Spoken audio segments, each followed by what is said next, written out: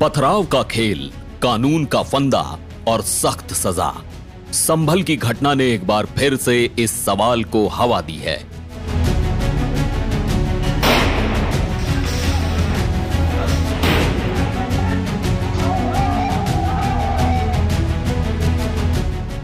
पत्थरबाजी करने वालों का अंजाम क्या होता है, कानून इनसे कैसे निपटता है और इनके लिए जेल की सलाखें कितनी दूर हैं, चलिए इसे समझते हैं बहुत ही आसान तरीके से।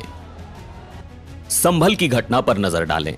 मस्जिद सर्वे को लेकर मामला गरमाया और फिर शुरू हुआ पत्थरों का खेल। भीड़ ने न सिर्फ पुलिस और प्रशासनिक अधिकारियों पर हमला किया बल्कि गाड़ियों को आग भी लगा दी। इस हमले में 4 लोगों की जान भी चली गई। ये सिर्फ गुस्से का इजहार नहीं, ये सीधा सीधा कानून का उल्लंघन है। अब इसका अंजाम क्या होगा, चलिए आपको बताते हैं। पत्थरबाजी करना मतलब दंगे फसाद में शामिल होना, और ऐसा करने वालों पर धारा 147, 148, 323 और 427 के तहत मुकदमा दर्ज होता है। अब इन धाराओं को समझें।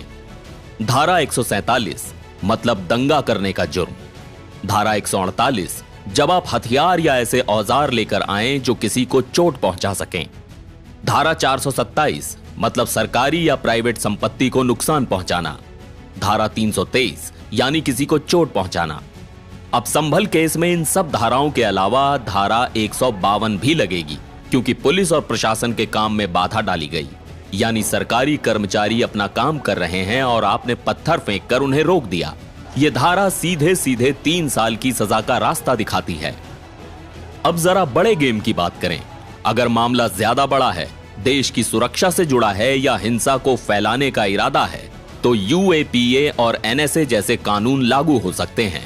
यूएपीए यानी गैर कानूनी गतिविधियां रोकथाम अधिनियम। यह कानून देश की संप्रभुता और अखंडता के खिलाफ होने वाली गतिविधियों को रोकने के लिए बनाया गया है। 2019 में संशोधन के बाद किसी भी व्यक्ति को आतंकवादी घोषित किया जा सकता है। इसमें 180 दिनों तक बिना चार्जशीट के हिरासत में रखा जा सकता है। इसमें जेल की हवा खाने के बाद जमानत लेना किसी पहाड़ चढ़ने से कम नहीं। और एनएसए, यह कानून आपकी नींद उड़ा देगा।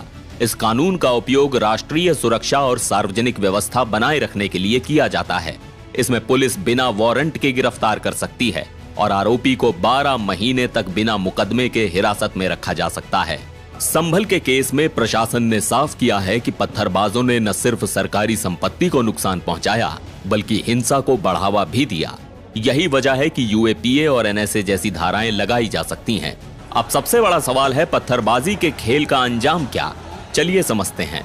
धारा 147 मतलब 2 साल की सजा, जुर्माना या दोनों।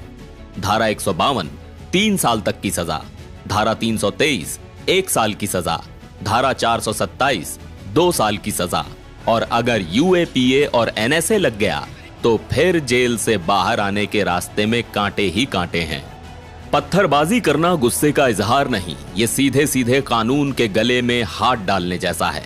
संभल की घटना से हमें यह समझ लेना चाहिए कि अगर आप कानून से खेलोगे तो कानून भी आपको ऐसा सबक सिखाएगा जो उम्र भर याद रहेगा।